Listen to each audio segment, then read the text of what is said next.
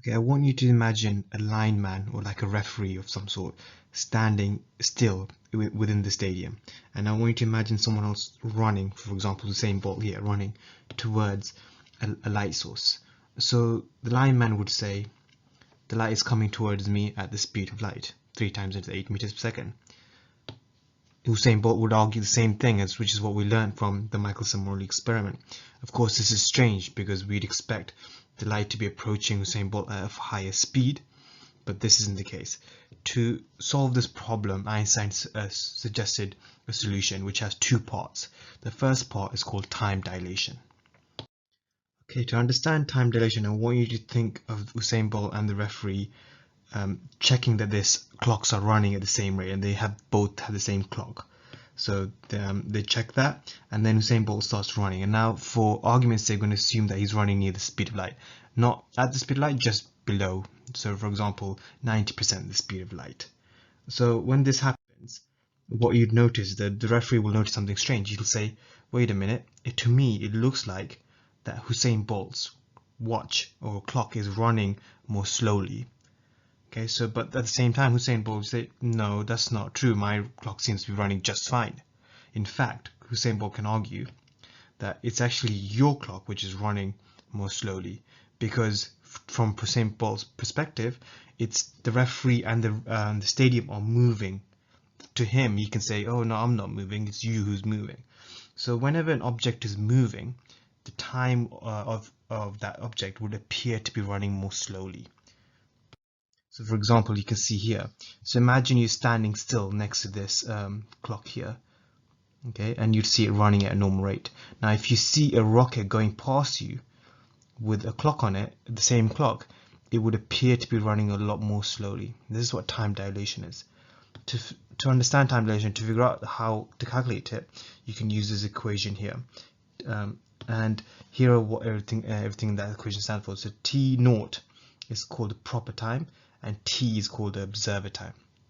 It's very easy to get mixed up between these two, which is the most common mistake, and we're going to see that in a minute, how to avoid getting mixed up. Another thing that is more useful to do is to write is like this. So gamma T naught, where gamma, as you can see, should be 1 over the square root of 1 minus the speed of the object that's moving divided by the speed of light squared. So if you calculate this and you get mixed up between these two,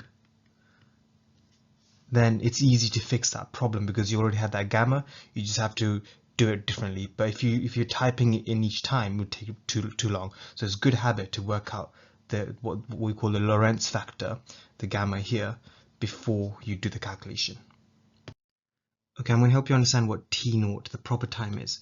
So the proper time is how long an event took in the frame in which the event was at rest. For example, the tick of Usain Bolt's watch according to Hussein himself. So obviously Hussein will argue that, oh, my clock isn't really moving, it's right next to me, so it's at rest, so its time is the proper time. At the same time, the lineman's own watch, his own watch isn't moving with respect to the lineman, so he can argue, okay, well, this clock isn't moving, so this is the proper time. Another common example that you want to know is the half-life of an isotope according to the isotope itself. So the half-life is how long it takes for half of the radioactive isotopes to decay. And if we measure it from the perspective of the isotope itself, so you're moving along with the isotope, or you're just in a frame where the isotope is right next to you and is not moving, then that is called the proper time. Okay. The observer time is how long an event took according to a person who is not in the frame in which the event took place, but sees the frame moving at v, for example. So if the referee sees Usain Bolt running, he'd look to the referee, it would look like that time is taking longer than 1 second. So he'd be like, okay, wait, Usain Bolt's watch is ticking more slowly than mine. So that's the dilated time. It looks longer. Okay. Or for example, the half-life of the isotope would appear to be longer for someone who sees that isotope going past him at a really high speed near the speed of light. So everything looks a bit longer when you see that event moving past you. Okay, here's an example question. Person X is on a train which is moving at a constant speed of 0.9 times the speed of light. So that's the velocity that we're interested in. A pendulum on the train has a time period of 1.50 seconds. Person Y is standing on the platform and observes the pendulum in the train swinging. Determine how long the time period of the pendulum is according to person X, who's on the train, and person Y, who's on the platform. So this time period they've given us is according to person X. So she or he is within the frame of the train, so that is going to be the proper time. Okay, and so this question here, what is the time according to person X? That's, well, this is a trick question, so it's actually just 1.50 seconds, which is the proper time. Okay, so it's B, which is the dilated time. So when the person on the platform sees the pendulum swinging and going past in the train, it would appear to take longer. So before we do this question, we really want to work out gamma. So gamma is equal to 1 over 1 minus this velocity squared. But the velocity squared, it's already given in terms of the speed of light. So a quick thing to do is just do 0.9 squared in this case. Obviously it's over 1 squared, but 1 squared is just 1, so you can just ignore that. And don't forget to square root this. So this gives us a Lorentz factor of 2.294, which we'll use. Okay, so what we want to do is we want to figure out the dilated time. So we're going to take the 1.5 seconds and you're going to multiply it by the Lorentz factor. This gives us 3.44 seconds. So that 1.5 second swings appears to take longer for a person who's standing on the platform. Okay, second example, a spacecraft travels at a constant speed of 0.9 times the speed of light. So that's the same speed of light, so we'll have the same gamma. Towards a star outside our solar system. The star is 4.24 light years away from the Earth.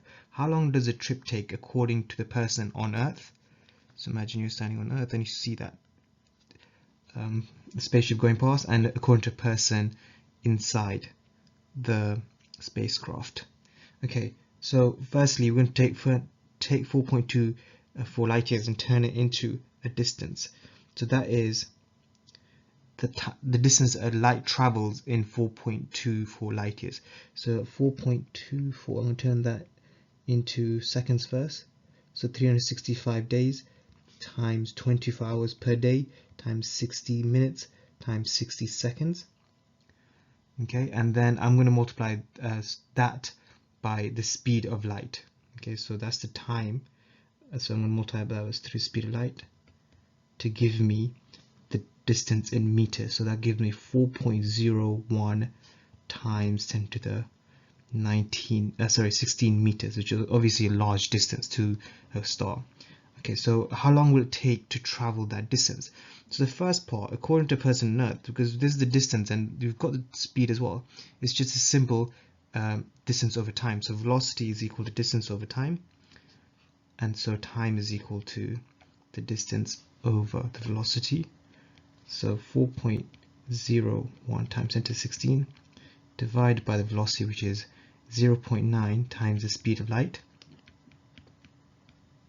So this gives us 1.486 times 10 to the 8 seconds, which turns out to be, if you divide that by 365, 24 hours and so on, it gives you 4.71 years. Okay, now how long does it take according to a person on the spacecraft? Of course, so to us it looks like the time on the spacecraft is actually running slowly, so the time is appears to be running more slowly, so we expect the time to be shorter. Okay, so if what we've got to do is, we've got gamma from the last question, we've done it already for 0.9 c, which is 2.294. Okay, so what we want to do is we want to get the shorter time.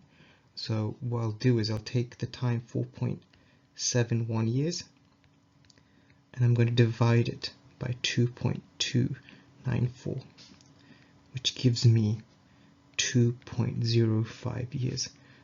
So the person on the spacecraft would have actually aged a lot less than the person on Earth by the time that the person on the spacecraft has reached this star.